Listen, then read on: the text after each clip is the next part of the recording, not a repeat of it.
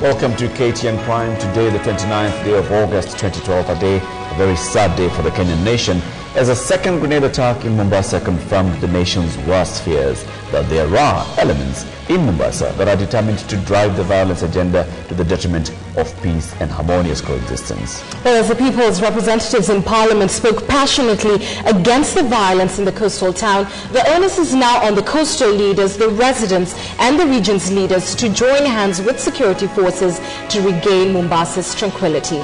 This is your independent and authoritative news channel, KTN. I am Ann Kiguta. And I'm Eric Latif. Let's take a look at the headlines tonight.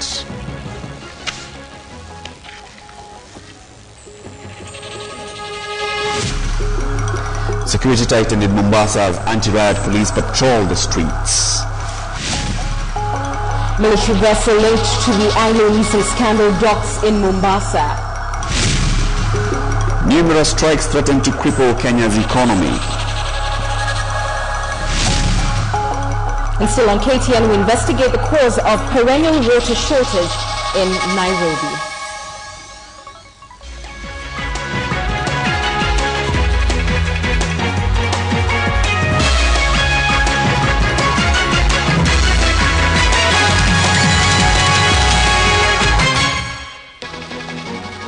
Welcome to KTN Prime. We begin with sad news. In the last hour or so, there have been reports of a grenade attack on police officers in Mombasa and also gunshots. We want to speak now to our senior crime and investigations reporter, Dennis Onsarigo, who's live for us in Mombasa. Dennis, good evening. If you can hear me, tell us about this very latest attack.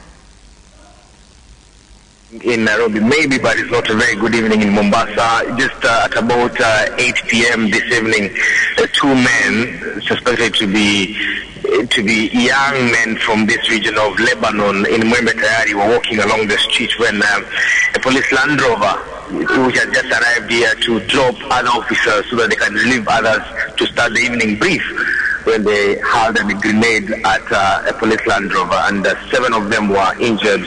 Police have confirmed that 7 were injured and 3 of them are in critical condition. Dennis, there's a lot of concern about the seeming sectarian twist that the violence in Mombasa is taking after the killing of Sheikh Abu Drogo. We've seen numerous attacks near or on places of worship. Could you tell us what leaders are saying about these latest attacks and whether or not there's actual decisive action being taken on the ground to quell this kind of violence? And confusion is not only among religious leaders here, but again, the government is talking one thing and saying the other. The government has been saying this was an assassination. The government is saying it's trying to do what it can do to contain this kind of attacks.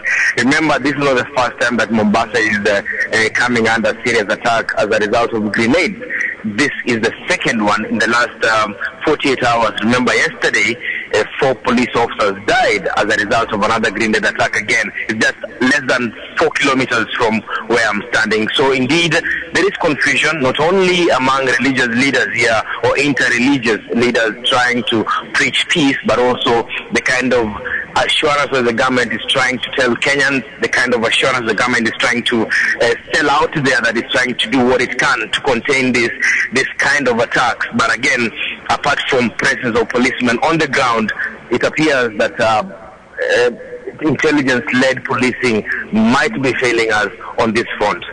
Yeah, and Dennis, in a short while, I'll talk to you about the security operation that's going on, but there's a lot of concern, again, over what we already know, the proliferation of small arms and, grenades and the like.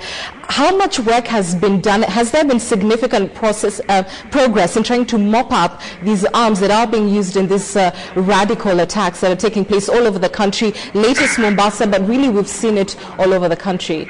And we cannot put pen to paper as far as the proliferation of small arms are concerned. But again, it appears the kind of attacks are being carried out by the use of hand grenades. These hand grenades, police might be sure or should be knowing the source, because it appears the same pattern.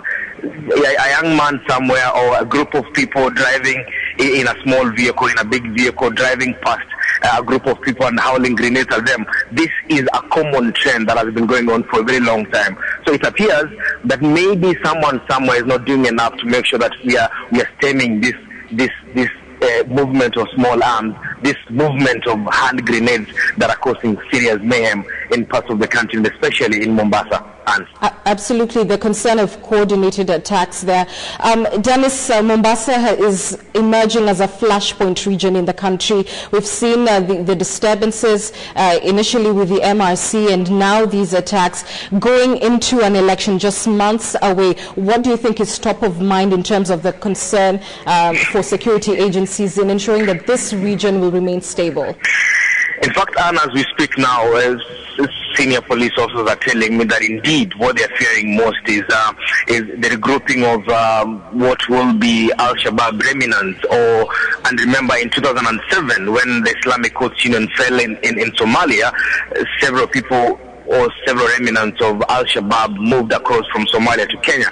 So this is the main concern for police officers in this region. And as we head to the general elections with this kind of flashpoints, especially coming from this region, and the kind of record we had in 2007, 2008 post-election violence, then we're sitting on a time bomb. If something is not done now and something is not done fast, and as I said earlier, if we cannot lead this country in a proper way, especially lead the Kenyan police force in community and intelligence-led policing, then experts are saying we are likely to see this kind of attacks not only now but in the near future. Anne.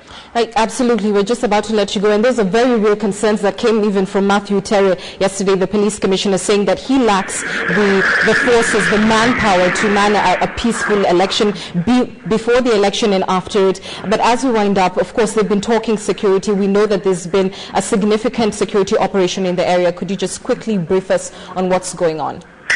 And about 4 hours ago, I spoke to one policeman. His name, he just called himself Otieno. Otieno left Mandera 2 days ago all the way to Mombasa. He tells me the only thing they were provided with this afternoon was a bottle of water as they try and keep peace.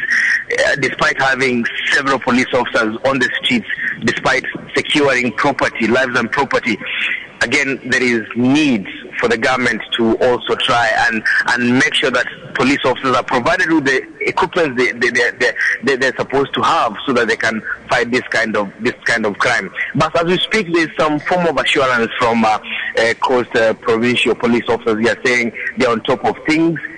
And again, indeed, the entire day today, it has been quiet in major parts of this town. Business has been as usual as you can imagine, but until up this time in the night when this happened, but police are trying to move and assure Kenyans as much as they can that indeed they are on top of things. But again, as I said, we still have a long way to go to make sure that everyone sleeps safe, everyone is safe wherever they are. And Dennis Onserigo there for us. Dennis, thank you so much. Let's speak now with Eric. You've got more on what's happening in Mombasa.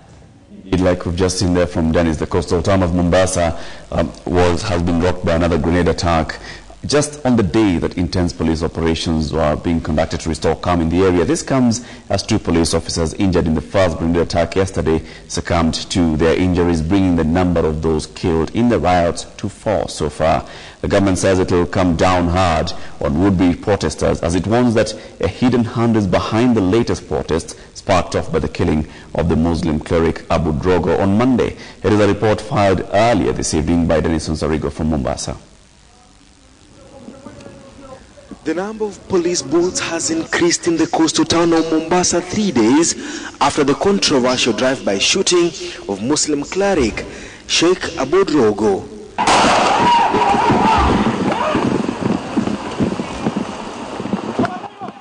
Wednesday morning, and anti-riot police officers were clamping down hard on 3 days of violence and wanton destruction of property. Majengo area that has been the epicenter of the protests saw perhaps the largest number of police officers deployed. Most of the policemen here were ferried in from neighboring towns of Kilifi and Malindi. The government was not only on the streets.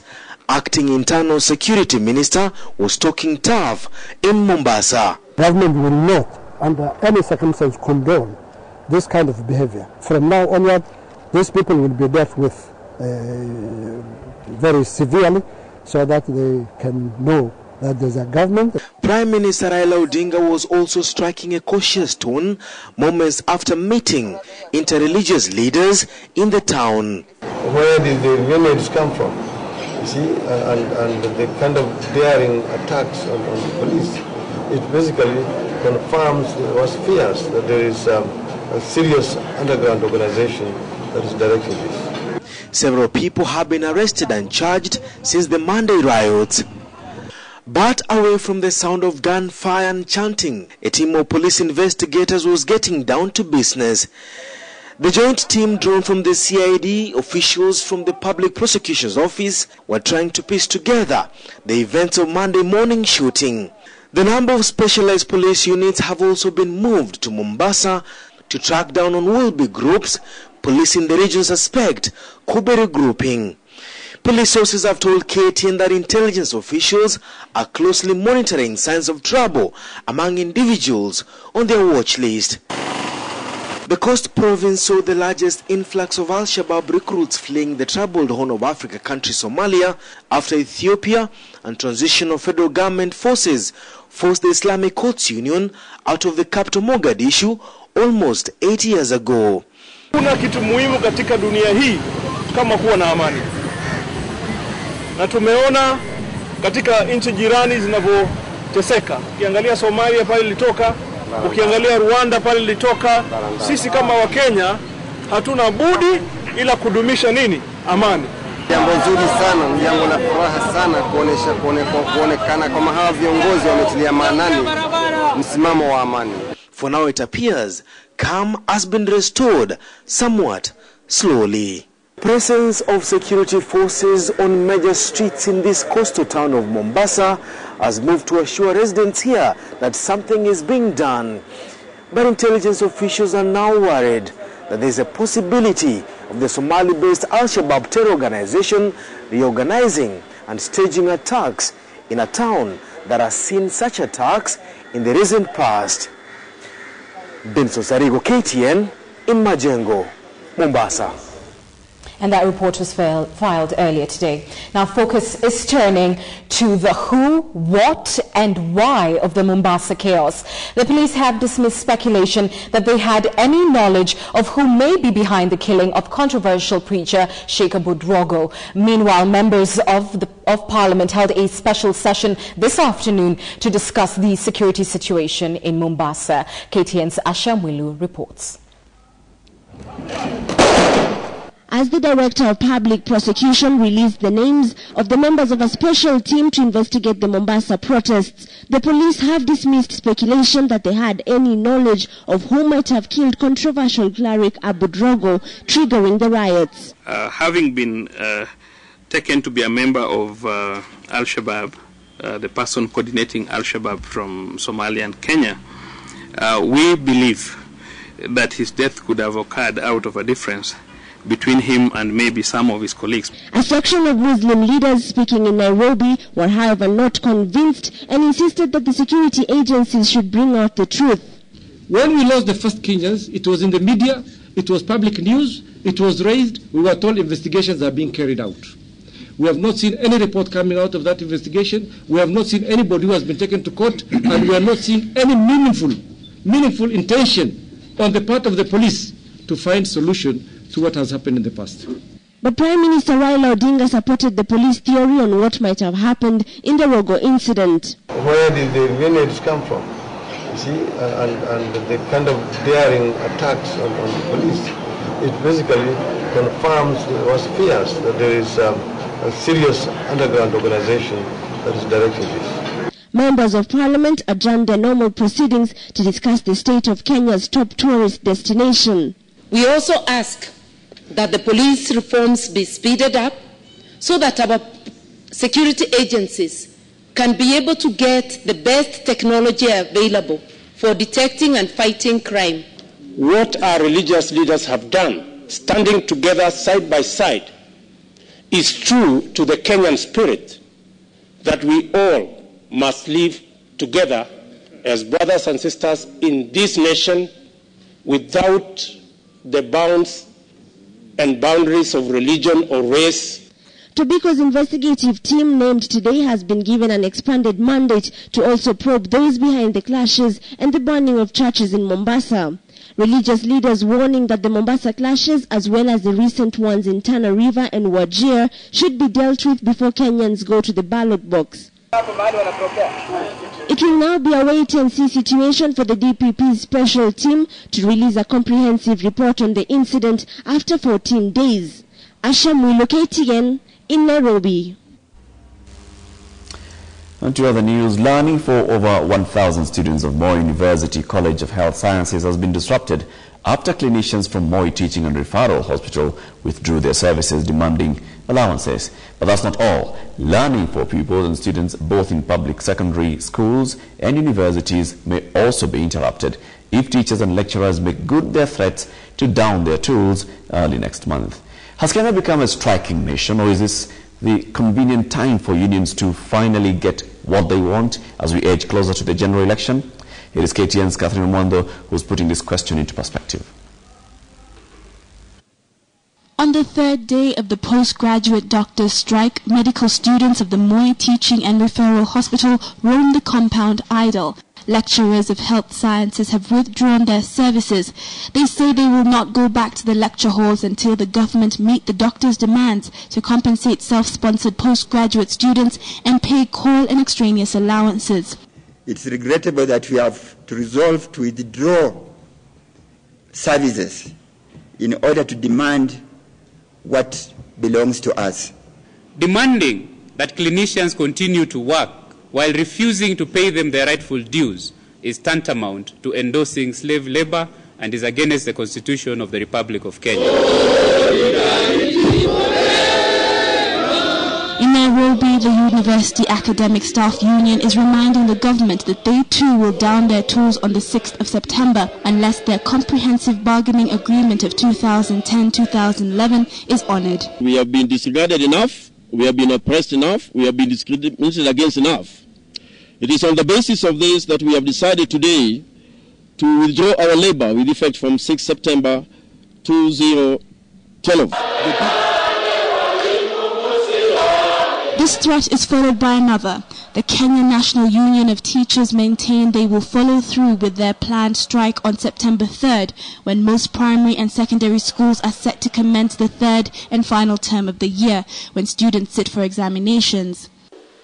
On Monday, the 3rd, go to assemble at the branch office. With just 6 months to the general elections, the unions representing doctors, teachers and university lecturers may be seen to want to capitalize on the electioneering period to get what they want. Historically, this is the time leaders are bound to make promises and would say what unions want to hear in exchange of their members' support in elections.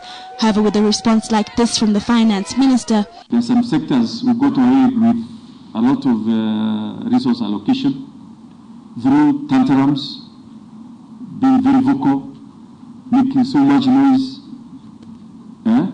until almost becoming a nuisance, until other people say, give them what they want. We are now saying those days are gone. It would be interesting to see if the government will concede or dig in their heels and refuse to give in. Ktn Mwando, KTN. It's a big question we're asking you. Do you support the teachers' strike planned for next week? Are they one too many? Send us your brief comments beginning with a yes or no to our SMS number 8040. We'll sample some of your comments at the end of this live newscast. Indeed we shall. Motorists who park their vehicles in the Central Business District are now able to pay for their parking spaces electronically. The City Council of Nairobi has launched an ambitious project that will see motorists pay for their parking spaces using their mobile phones in a system that is aimed at ending corrupt practices among council workers. The pilot phase of the electronic payment system was launched along Koinange Street. Motorists parking along this street will electronically pay their parking tickets from their phones, and council inspectors will then patrol to ensure compliance. These inspectors will be provided with mobile phones on which they can key in number plates in order to check whether the motorist has paid for the parking space. In order to register for the e-payment service, one is required to send a message with one's identity card number and 2 names to the number 3032. Once registered, Motorists can then pay for their parking tickets from their Orange, U-Mobile or Airtel lines. With the e-payment service, the City Council hopes to boost revenue in the automated areas by up to 60% by sealing revenue loopholes. If we don't remove the thing that tempts, then temptation will be there forever, and corruption will be part of us for good. It may not be possible, given the human nature, to eliminate corruption totally, but we can reduce it so that it doesn't paralyze our services. The e-payment system may just be what the city requires to streamline its parking payment system. However, there are still several kinks to be ironed out in the pilot project before it can be ready to be rolled out to the rest of the country. While 3 mobile service providers have signed on for the pilot project, the country's largest mobile service provider, Safaricom, has not. The City Council says it is still in negotiations with Safaricom. In time, the City Council hopes to expand the e-payment service so that clients can pay for business permits, land rates and other services provided by the City Council through it. But first it must convince motorists to embrace the new system. This is where we are supposed to go to, but in the current situation where City Council still are, we are not supposed to go this way. I think it will help quite a lot for people who normally move up and down to various offices. So once I pay maybe a month, that is it. The future of the ambitious e-payment service depends on the success of the pilot project, which is set to run for the next 3 months. Wilkison Abwa, Ktn Prime. Environment Minister Chirao Ali Makwere has for the second time failed to block the hate speech charges against him in an application to the High Court. Makwere has been trying to stop the Director of Public Prosecutions from charging him with hate speech. KTN's Edith Kimani has the details of a case that could see the Matuga legislator lose his ministerial post. Environment Minister Chirao Ali Makwere's date in court did not end well. For the second time, the High Court denied to grant the minister orders to bar the Director of Public Prosecutions from charging him with hate speech. The DPP has ordered the arrest and prosecution of Makwere over remarks he made 2 years ago while campaigning in his Matuga constituency. Makwere has maintained his innocence, however, saying he was simply exercising his freedom of speech and expression guaranteed to him under the Constitution. Justice David Majanja, the presiding judge, is however hearing none of it and has ordered the MP to present himself in the court that had summoned him.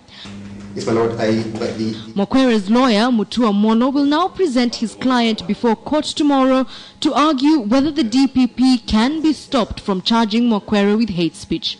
If he is charged, Makwere will be expected to step down from his ministerial position until the charges are heard and determined. In his suit papers, Makwere argues that the imminent arrest will cause him to vacate his ministerial position, yet his appeal will not yet have been heard and determined. Edith Kimani, KTN Prime. Kenyan maritime surveillance got a huge boost with the arrival in Mombasa of the controversial warship Kenyan Navy ship Jasiri, the country's largest battleship. The government, through the Department of Defence, has acquired the warship at a cost of 4.1 billion shillings.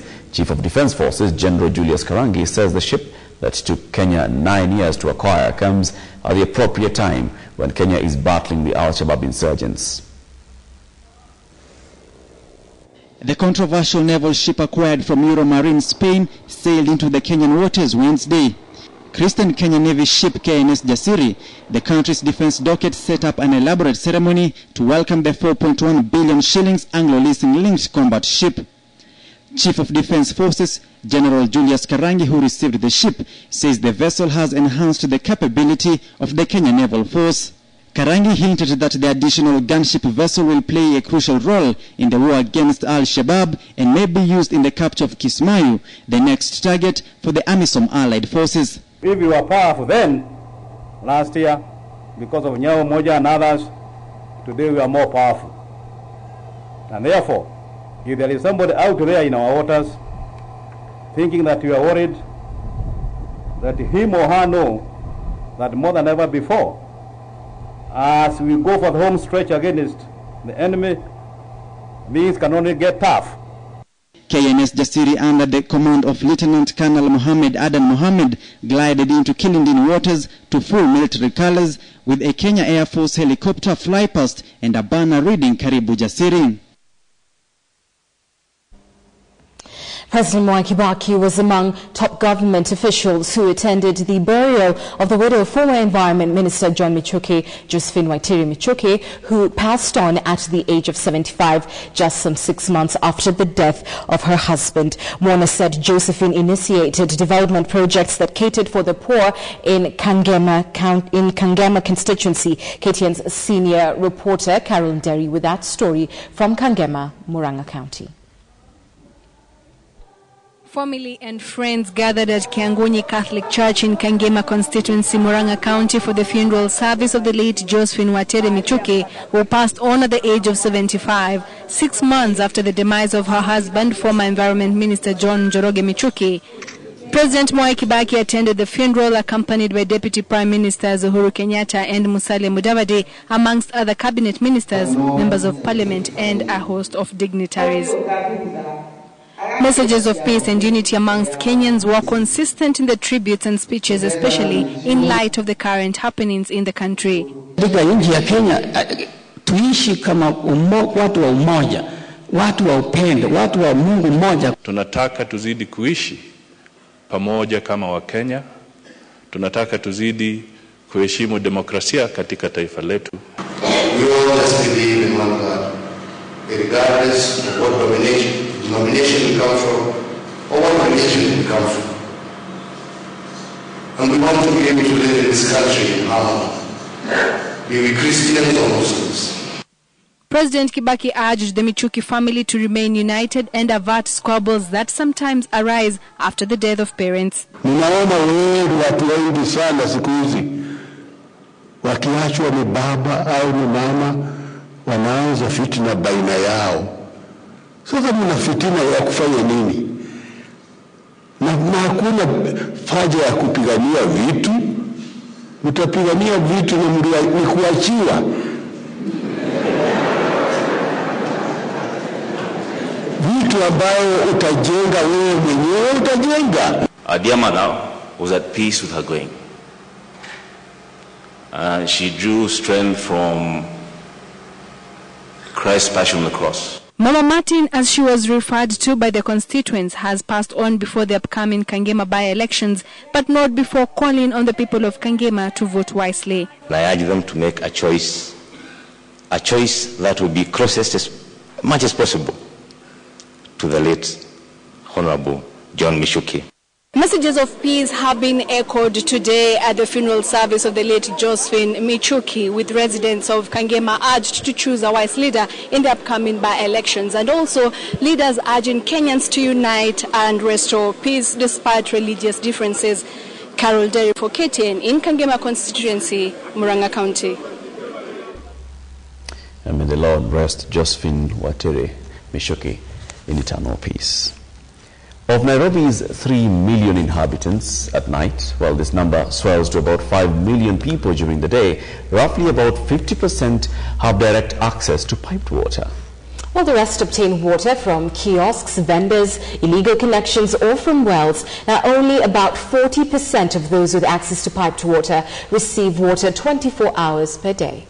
In the first episode of KTN's two-part series, A Drop of Life, Joy Doreen Bira delves into this water shortage issue affecting thousands of residents in the once known city in the sun, Nairobi.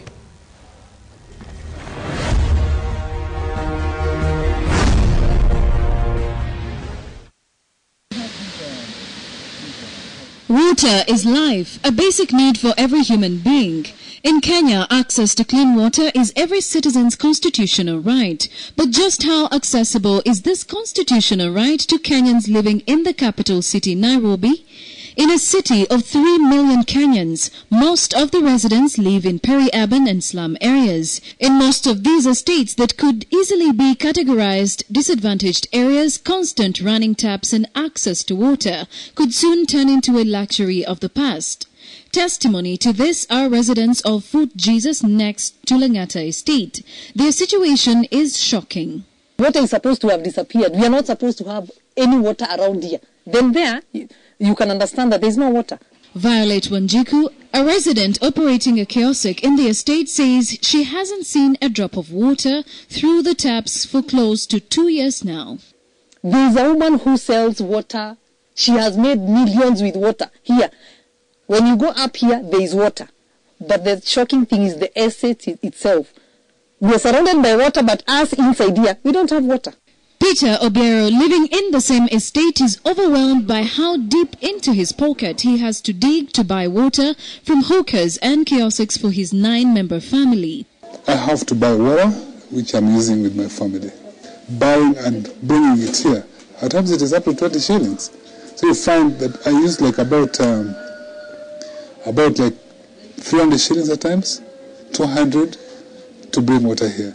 And I use like about 600 shillings per week. Access to clean water and safe water is indeed a constitutional right of every Kenyan, a right that doesn't seem to apply in the case of residents of Fort Jesus. 60% of Nairobi's residents live in informal settlements, yet only 22% have access to piped water.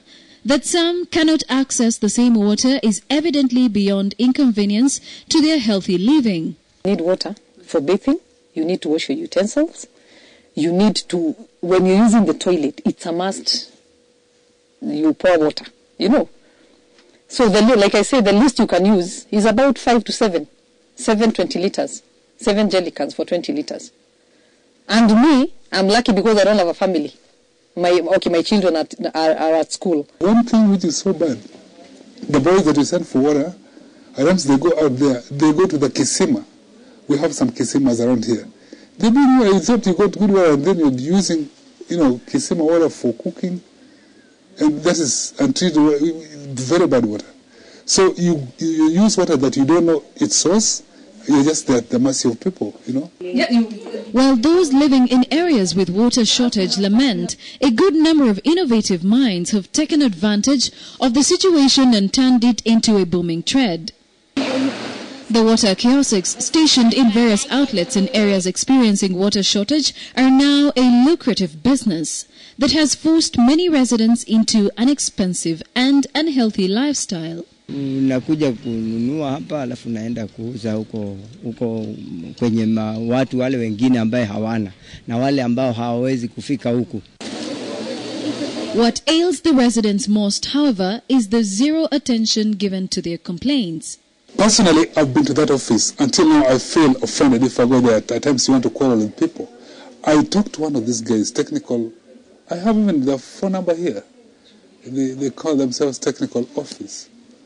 I've talked to a lady there, I've talked to a man there who is the head, and they always promise to come and do something, but you don't see them. I mean, you go there. No, they do nothing. Just about who is answerable to these statements made by some of Nairobi's weary residents like... I would call it a cartel. And... Nairobi Water, the management there know what they do with our water. Them themselves, they know. Less than 50% of Nairobi's residents have direct access to piped water and only 40% have daily access to water. Nairobi, the once known green city in the sun, could slowly be turning into something different. Nairobi city dwellers facing water shortage pay between 3 shillings and 20 shillings per 20-litre jerrycan of water. Now, this not only happens once or twice, it happens each and every day. The question we continue to ask is just about how much water is supplied to Nairobi city. For KTN, I am Joy Doreen Bira.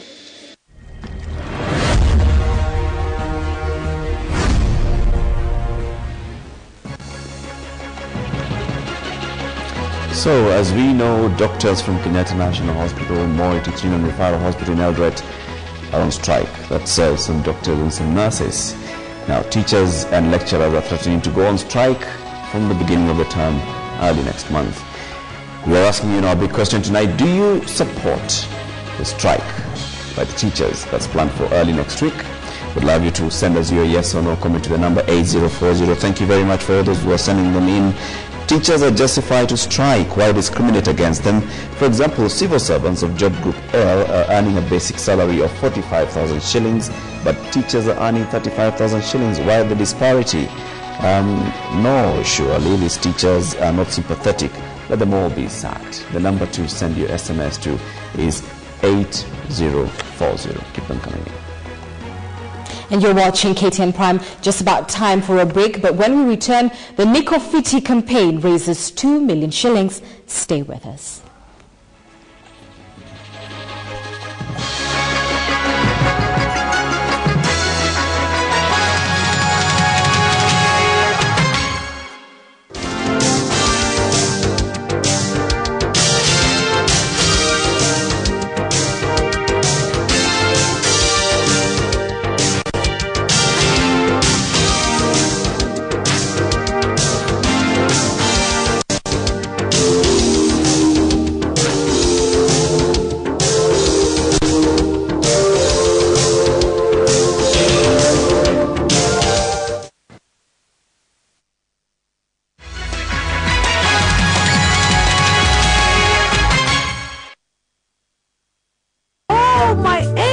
It's been so long since I've heard you sing. Oh, she can't. She's got a cold again. Well, I'm sure you're taking proper care of her hygiene. Yes, I use antiseptic liquid in her bath water. Oh, that's smart. But germs are also getting smarter, and your protection is still the same. So what's better? This. Lifebuoy? Advanced Lifebuoy. While bathing, it gives better germ protection than antiseptic liquid. 10 infection-causing germs. 1 advanced protection. Lifebuoy. I will pray for all the people of this land. I will hold them close to me. Hey, yeah, yeah. All I need is a here right here in Africa. Share to secure here in Africa. All I need is a here right here in Africa. To give my seeds, oh, start me, Africa.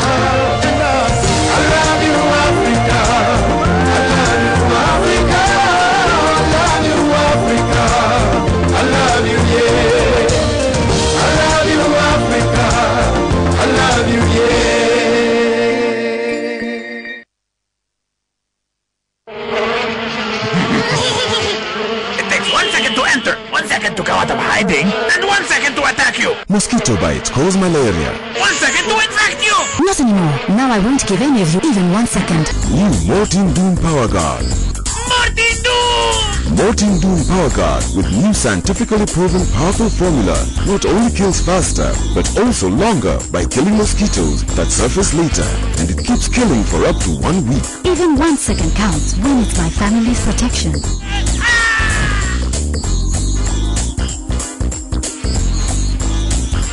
Come on, they are asleep. New Mortin Doom Power Guard. Nothing kills faster and keeps killing for longer. 32 million shillings worth of cash and other Olympic branded prizes to be won with Coca-Cola Chota Chapa. Buy 300 or 500 ml glass bottle Coke, Fanta, Sprite, Stony or Crest Bitter Lemon and look under the crown for your prize. For cash prize, SMS the unique code under the crown to 5054.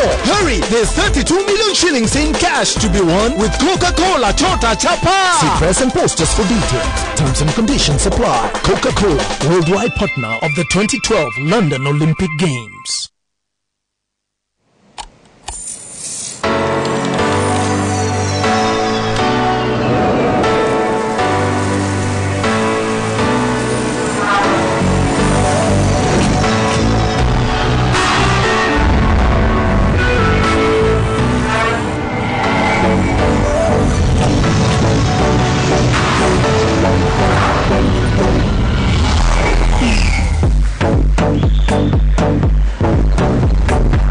Fastest 3G internet just got faster. You can now top up internet bundles with your scratch card. Dial star 544 star, enter the 16-digit PIN number hash from Safaricom. African dishes in association with Golden Fry. Pan-fried fish. Ingredients: 1 kilogram fish fillet, 1 cup all-purpose flour, salt and pepper to taste, lemon wedges, golden fry oil for frying. Directions: in a deep frying pan, pour about 1 inch of golden fry oil and heat it. Slice the fish into thin pieces, not too thin. In a mixing bowl, mix the all-purpose flour, salt, and pepper. Coat evenly the fish fillet pieces in the flour mixture. Fry the fish a piece or two at a time, depending on the size of your pan, for 4 to 5 minutes on each side or until golden brown. Remove and drain on a paper towel. Serve with tartar sauce and lemon wedges. Golden fry. Fries more, lasts longer.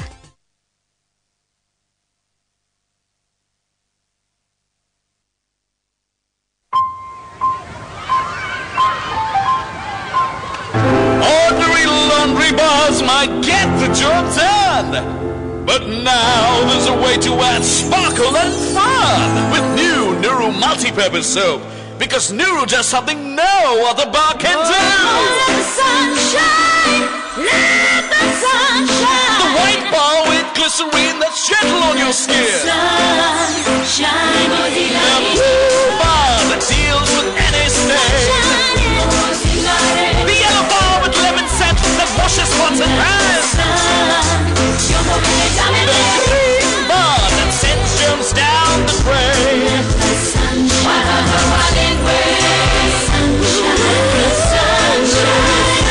Only longer-lasting Nuru can make everything shine. Oh, let the sunshine in with Nuru multi-purpose soap.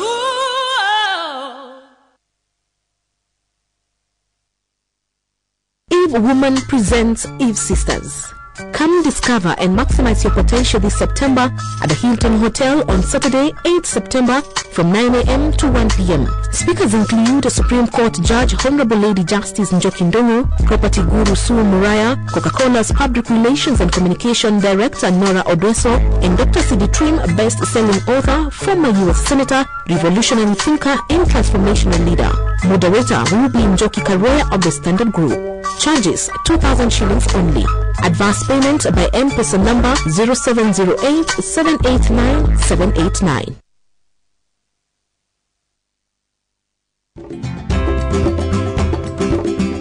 As Kenya continues to develop at the county level, you are more and more interested in the stories and issues that touch on your county. That's why the County Weekly is committed to giving you more of the facts you care about. Facts about your county, your stories, your issues, your county. County Weekly. It's new, it's fresh, it's relevant. Get your copy today.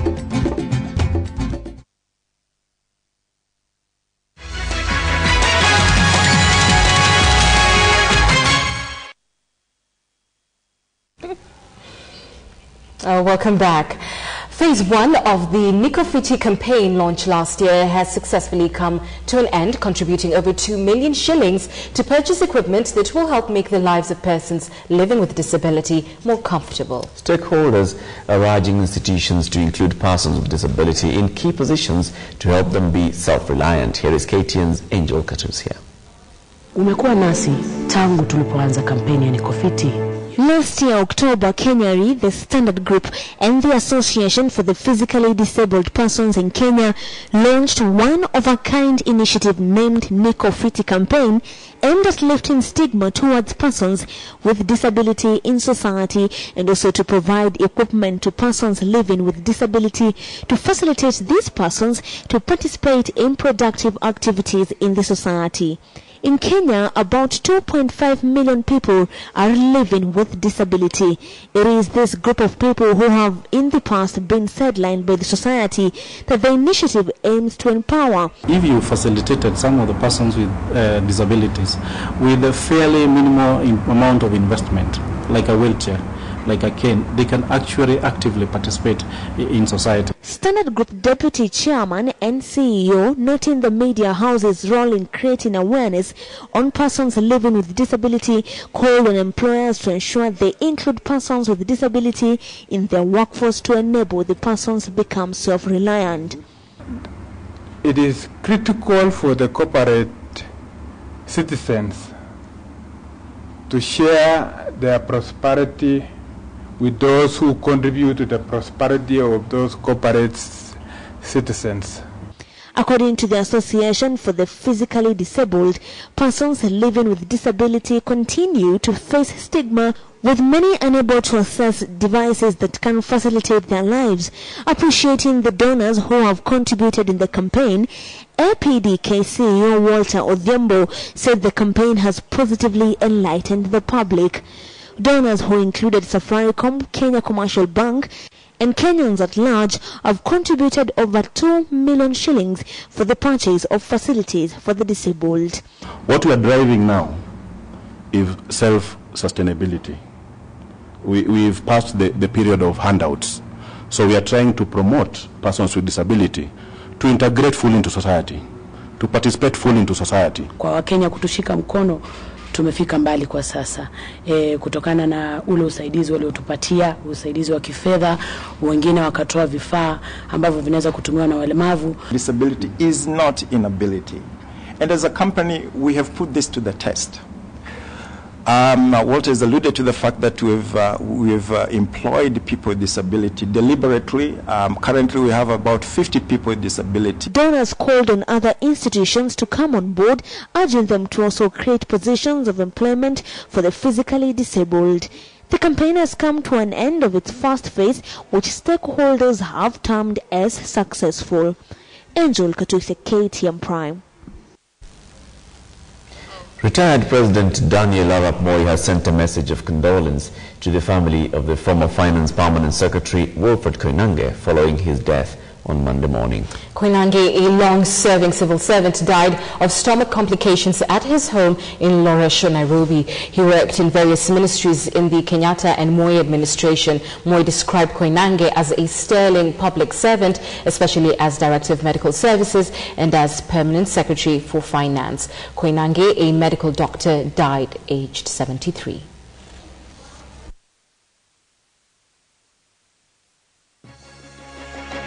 The constitution of the country, as we know, outlaws slave labor, and it guarantees fair working practices.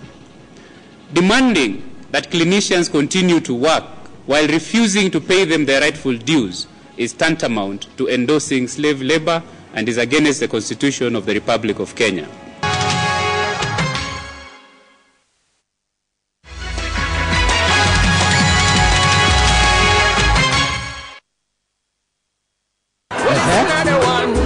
It's all about big laughter. They say the road to heaven is short and narrow. Now, if you are tall and fat, where will you pass? It's all about the best comedians. I was looking at you because you are looking at me. It's all about the best jokes. It's the biggest, craziest comedy show on TV, and it's coming to KTN. Swag nayo. Me why I'm the Galway guy. Seriously, Abby, I think you're a nice person, and I think you and I should.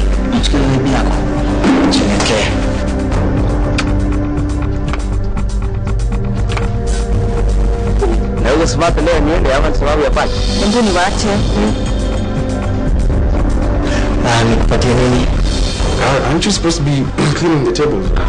Do. But that's what you're doing when I came in. Nishamaliza. I think you missed one. Nimemaliza meza zote.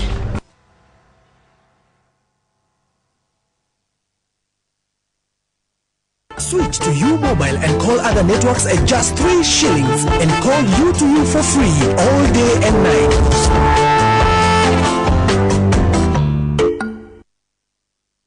This week, we're focusing on the assisted voting process, and we're here at the Kenya Society for the Blind, and we're talking to persons living with disabilities. They have their questions, and to respond to some of them is Commissioner Kule Galma Godana. We would want all Kenyans who are eligible to vote to come out and vote. The Commission goes an extra mile in making sure that registration centers for voters, polling stations are friendly to people living with disabilities. IEBC, Your vote, your future. From the city to the highway, from the off-road to the open road. The Nissan Hard-Body Double Cab, also known as a Toti, is a one-ton pickup that has stood tall amongst its peers for sheer strength and outright durability. Their Toti can run for thousands of kilometers even on the toughest terrain with affordable maintenance bills. With its 2.5-liter common rail turbo engine, the Toti is African-built and tough vehicle.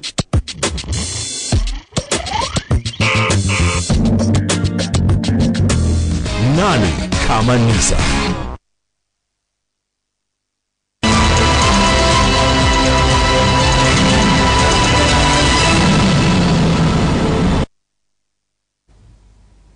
Hello and welcome to your home of business. My name is Boni Tunya.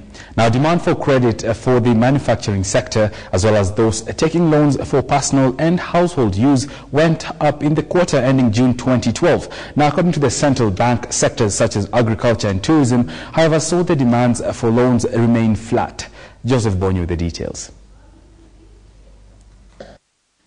In a survey carried out by the Central Bank of Kenya, demand for credit in the agriculture, mining, quarrying, tourism as well as energy and water sectors remained largely unchanged in the second quarter of 2012. However, the real estate sector that has in the last years registered a considerable boom saw demand fall compared to the one in the first quarter.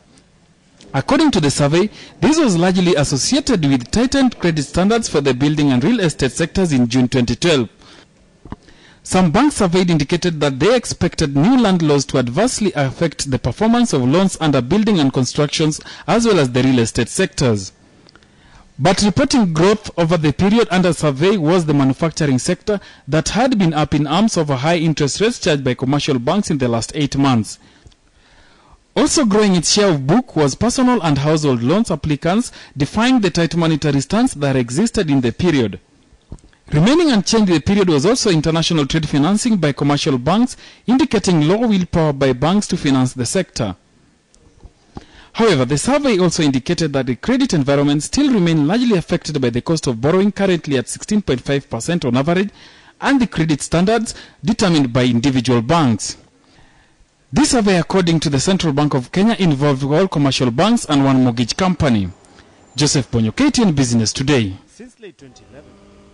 And Kenya has awarded a tender to buy close to 250,000 tons of oil products, including gasoline, gas oil and jet fuel, for delivery in September and October. Now, trade sources said on Wednesday.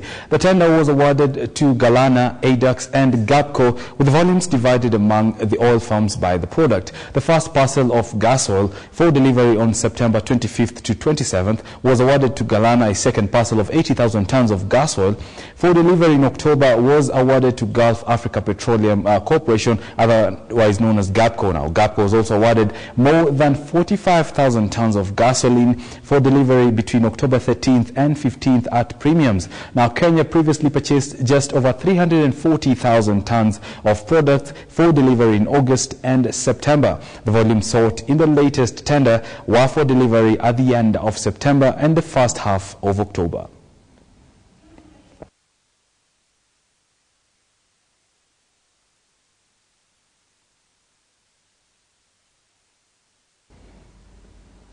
Now, easing inflation should help Kenya's economic growth accelerate to around 5% this year as buying power in the country improves. Now, with the August inflation set to be released anytime this week, KTN looks at what will be the likely impact of a slowed inflation index to the economy, even as